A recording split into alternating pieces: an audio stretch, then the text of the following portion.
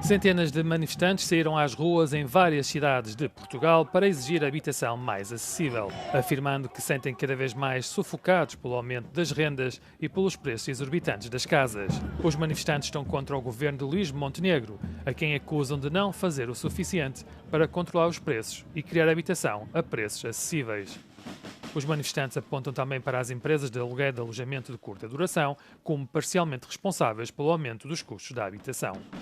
Sei que ao longo dos últimos 10 anos as rendas aumentaram e os preços das casas aumentaram, principalmente na cidade de Lisboa, em mais de 100%, e estamos a falar de um país com salário mínimo pequeníssimo, e faz todo o sentido estar aqui em solidariedade com todas as pessoas.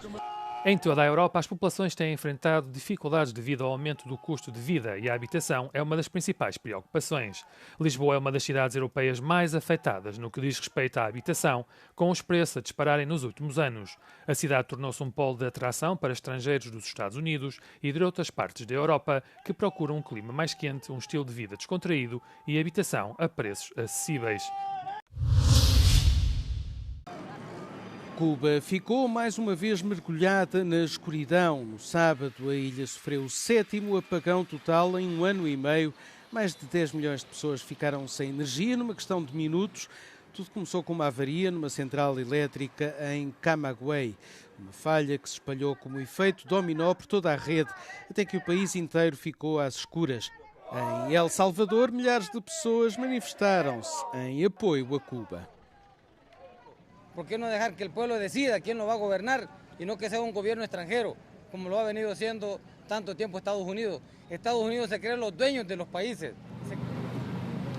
Cuba não importa petróleo há meses. Em janeiro, Donald Trump impôs um bloqueio e ameaçou com sanções qualquer país que vendesse combustível à ilha. Sem petróleo não há produção de eletricidade e sem eletricidade a economia fica paralisada.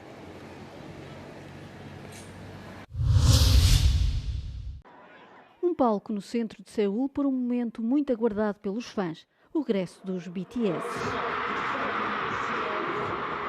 E não é para menos, a banda de K-pop fez um intervalo de 4 anos, tempo em que os 7 membros cumpriram o serviço militar obrigatório na Coreia do Sul. O regresso foi em grande, um concerto gratuito ao ar livre que foi gravado para a Netflix. Segue-se agora uma digressão mundial com dezenas de concertos na Ásia, na Europa e nos Estados Unidos. Uma digressão à boleia do novo álbum da banda, lançado na sexta-feira, chama-se Arirang e na estreia vendeu 4 milhões de exemplares. O regresso dos BTS obrigou também a uma complexa operação logística e de segurança na capital sul-coreana. As autoridades fecharam as estradas e as estações de metro nas proximidades do concerto. Durante um dia, este bairro foi apenas do K-pop e dos BTS. A exposição Matisse 1941-1954 sobre os últimos anos do trabalho do pintor abriu as portas no Grand Palais, em Paris. Mais de 300 pinturas, desenhos, livros e guaches estão patentes como exemplo deste período crucial na vida do artista, considerado o mais prolífico. Cette période a été pour Matisse, qui était pourtant un vieil artiste, puisqu'il a 70 ans en 1941, 84 ans lorsqu'il s'éteint en 1954 à Nice. Eh bien, ça a été la plus prolifique parmi les plus prolifiques de toute sa carrière de peintre. C'est le moment aussi où il va vraiment se réinventer à travers un médium qui est celui de la gouache découpée. Et à travers ce médium, voilà, créer des œuvres qui vont être de plus en plus monumentales. Et c'est cet aspect-là de Matisse qu'on va pouvoir découvrir à Paris. A exposição ocupa 2 andares. As obras são apresentadas num ambiente inspirado nas condições de trabalho do artista. Ce que nous avons voulu restituer dans l'exposition et dans le parcours de l'exposition, c'est cette intimité avec l'atelier, c'est de pouvoir rentrer dans l'atelier de Matisse, se retrouver face aux œuvres comme si on était dans l'atelier de Matisse.